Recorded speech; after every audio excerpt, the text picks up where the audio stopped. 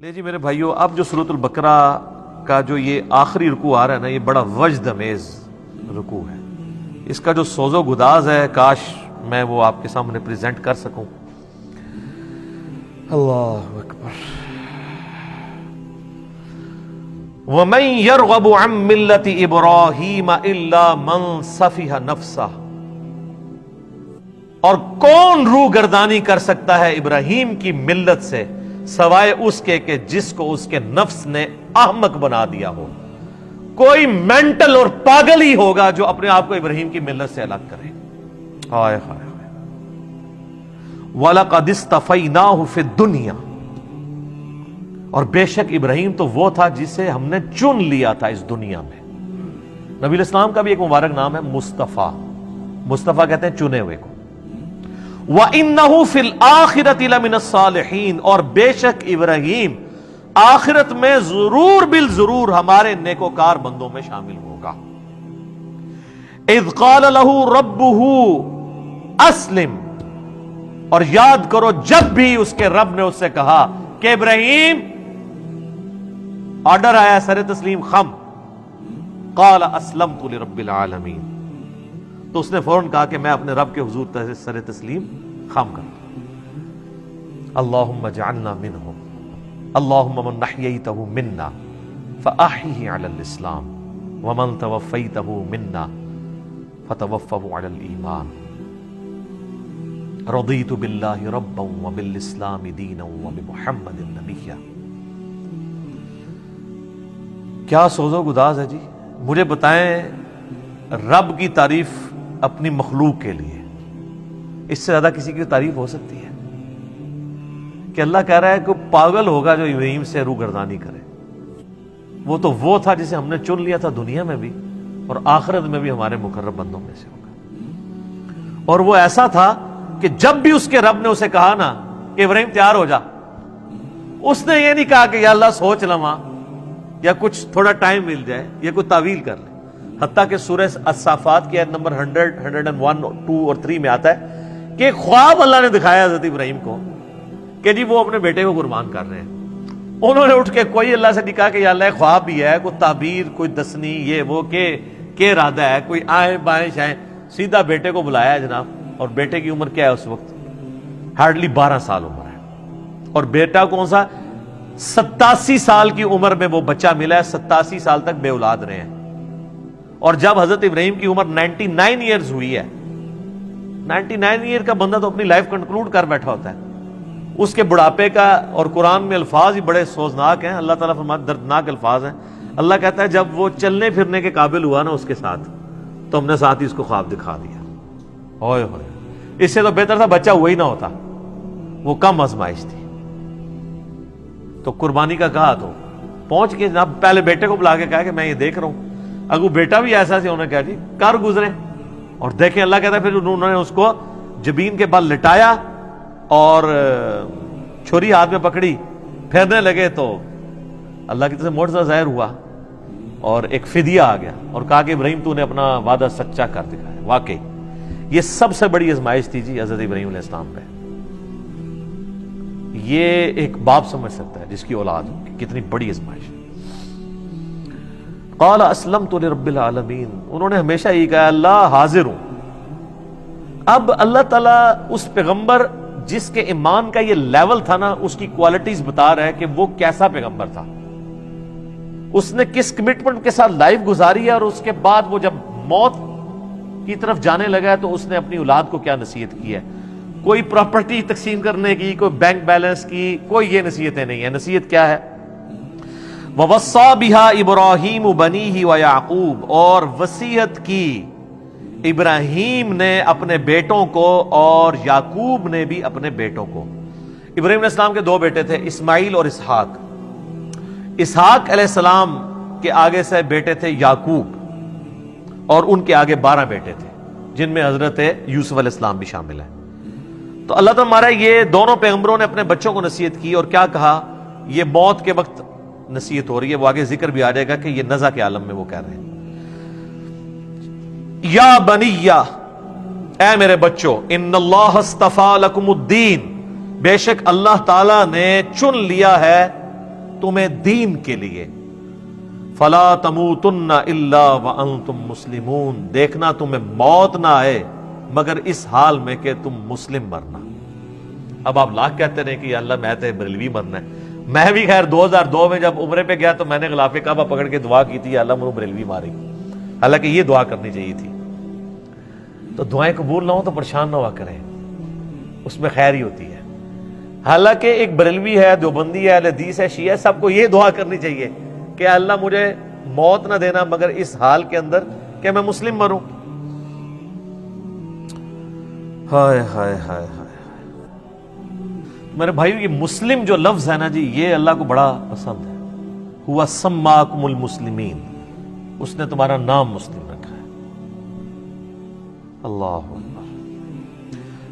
ام کنتم شہداء اذ حضر یعقوب الموت، کیا تم اس وقت موجود تھے جب یعقوب علیہ السلام پر موت آ پہنچی؟ یہ یہودیوں کو بیسیکلی ٹونٹ کیا جا رہا ہے، کیونکہ یہودی کہتے تھے نا یہودی ہو جاؤ تو کامیاب ہو جائیں گے۔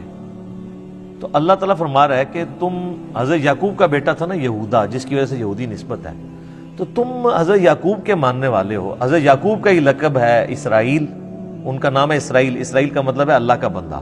تو اسرائیل نام سے ہمیں کوئی چڑ نہیں ہے، اسرائیل ملک بھی ہے نا۔ تو اب قرآن کی سورت بھی ہے، سورہ بنی اسرائیل آئے جو سورت نمبر 17 ہے، اس کا نام سورت الاسراء بھی ہے۔ تو اللہ تعالیٰ ہمارے یہودیوں، کیا تم اس وقت وہاں موجود تھے جب یعقوب علیہ السلام کی موت کا وقت قریب تھا؟ ان کے 12 بیٹے وہاں بیٹھے تھے، وہ اپنے بیٹوں کو نصیحت کر رہے تھے۔ اچھا، یہاں پہ بھی موت کا لفظ آیا ہے، وصال شریف نہیں آیا۔ جب آ پہنچی موت ان پر، اذ قال لبنیہ، جب انہوں نے اپنے بیٹوں سے پوچھا، ما تعبدون من بعدی، بتاؤ میرے مرنے کے بعد تم کس کی عبادت کرو گے؟ ہائے ہائے ہائے۔ قالوا نعبد الہک و الہ آبائک ابراہیم و اسماعیل و اسحاق الہا واحدا، تو انہوں نے کہا کہ ہم عبادت کریں گے آپ کے رب کی، جو آپ نے تعارف کروایا ہے، اور آپ کے باپ ابراہیم اور اسماعیل اور اسحاق کے رب کی، الہ واحدہ، جو کہ اکیلا یکتا الہ معبود ہے۔ یہاں پہ دیکھیں، حالانکہ حضرت یعقوب کے جو بیٹے ہیں اسماعیل تو ان کے اس اعتبار سے چچا لگتے ہیں، کیونکہ ان کے جو ڈائریکٹ دادا ہیں وہ تو حضرت اسحاق ہیں، اسماعیل تو نہیں ہے، کیونکہ اسحاق کی اولاد سے نا۔ لیکن یہاں پہ انہوں نے حضرت اسماعیل کو بھی باپ کہا ہے، تو یہاں سے یہ بات پتہ چلی کہ چچا کے لیے بھی باپ کا لفظ بولا جا سکتا ہے۔ ٹھیک ہے، اسی کو میں نے دلیل بنایا تھا صحیح مسلم کی جو حدیث ہے کہ تیرا باپ اور میرا باپ آگ میں ہے، اس میں یہ الفاظ نہیں تھے کہ تیرا والد اور میرا والد آگ میں ہے، وہ نبی علیہ السلام نے اپنے چچے کی طرف نسبت کی تھی۔ وَنَحْنُ لَهُ مُسْلِمُونَ، اور ہم اسی کے تابع فرمان ہیں۔ پھر مسلم کا لفظ آ گیا جی، کیا بات ہے۔ اچھا، بعض لوگوں نے اس سے بابے ثابت کیے، وہ کہتے ہیں دیکھیں حضرت یعقوب کے بیٹے بھی کہہ رہے ہیں ابا جی اسی تو اڈے دین دے پیچھے ہیں، تقلید ثابت کی ہے اس سے۔ وہ ظالموں، ان کا باپ جو ہے وہ امام نہیں ہے، وہ پیغمبر ہے۔ تو ہم بھی تو یہ کہتے ہیں کہ تم بھی اپنے باپوں کو چھوڑ کے محمد رسول اللہ کی اتباع کرو۔ اس سے تقلید ثابت کی ہوئی ہے۔ تقلید کی یہ دلیل میں یہ آیت لے کے آتے ہیں کہ آپ ہمیں جناب بڑا تانا دیتے ہو کہ ہم اپنے آباء و اجداد کے دین کے اوپر ہیں۔ وہ ہم کیا کہتے ہیں، قرآن تو جگہ جگہ یہی کہتا ہے کہ جب کبھی بھی انبیاء نے دعوت پیش کی تو انہوں نے کہا کہ بل وجدنا علیہ آباءنا، ہم تو اس کی پیروی کریں گے جو ہمارے آباء و اجداد پہ نازل ہوا۔ تو اللہ فرماتا ہے تمہارے آباء و اجداد اگر گمراہ تھے تو گمراہوں کی پیروی کرو گے۔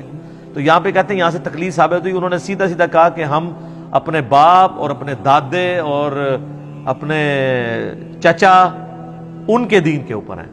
تو سر یہ ان کا جو باپ ہے وہ بھی پیغمبر ہے، ان کا جو باپ ہے وہ بھی پیغمبر ہے، ان کا جو باپ ہے وہ بھی پیغمبر ہے، تو چچا بھی پیغمبر ہے۔ صحیح بخاری میں حدیث ہے، نبی علیہ السلام نے کہا، کیا بات ہے، کریم ابن کریم ابن کریم ابن کریم، یوسف بن یعقوب بن اسحاق بن ابراہیم،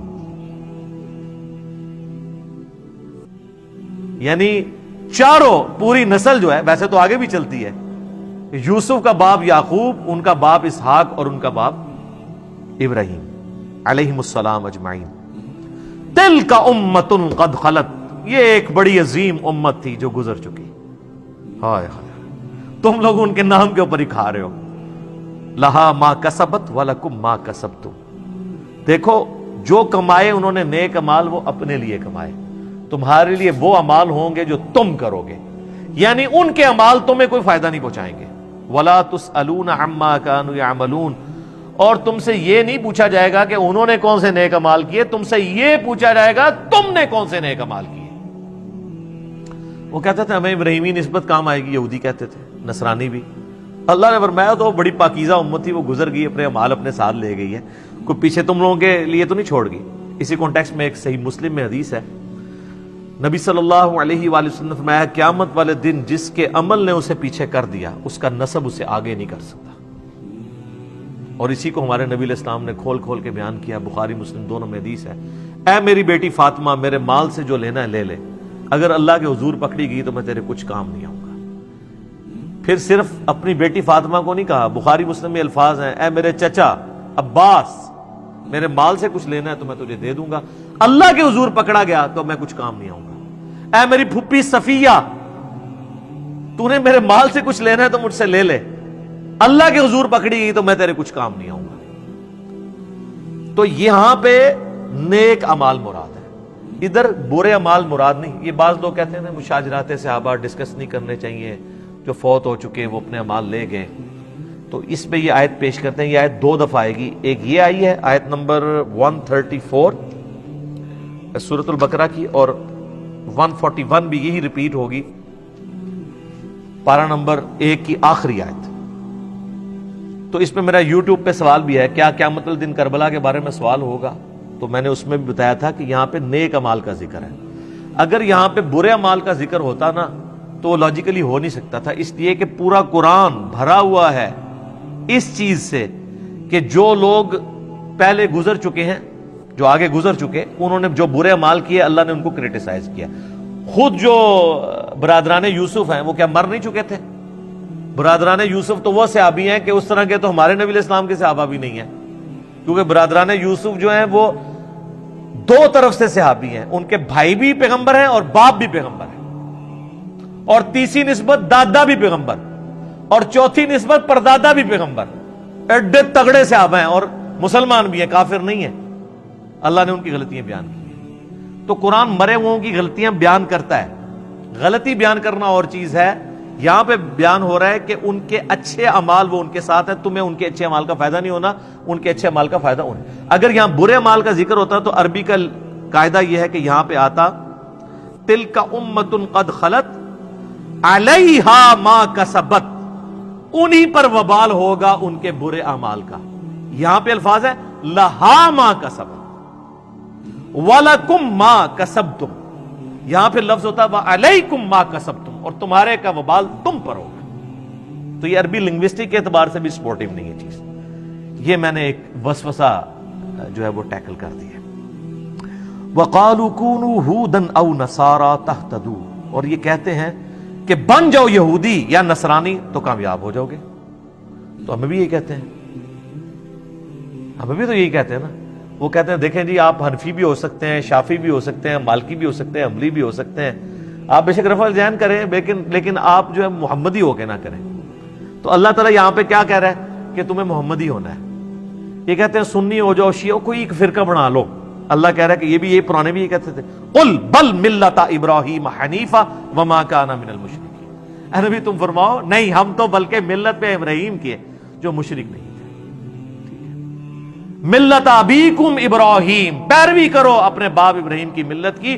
ہوا سماکم المسلمین, جس نے تمہارا اسم مسلم رکھ دیا ہے. من قبل وفی ھذا, اس قرآن کے نزول سے پہلے ابراہیم نے رکھا اور اس کتاب میں اللہ نے بھی رکھ دیا. تو یہ اللہ کا بھی حکم ہے, ابراہیم کا بھی حکم ہے. اور یہاں پہ نبی الاسلام کو اللہ نے حکم دے دیا کہ آپ نے بھی یہی کہنا ہے ان کو, یہودیوں کو, کہ بھئی ہم تو ابراہیم کے دین پہ.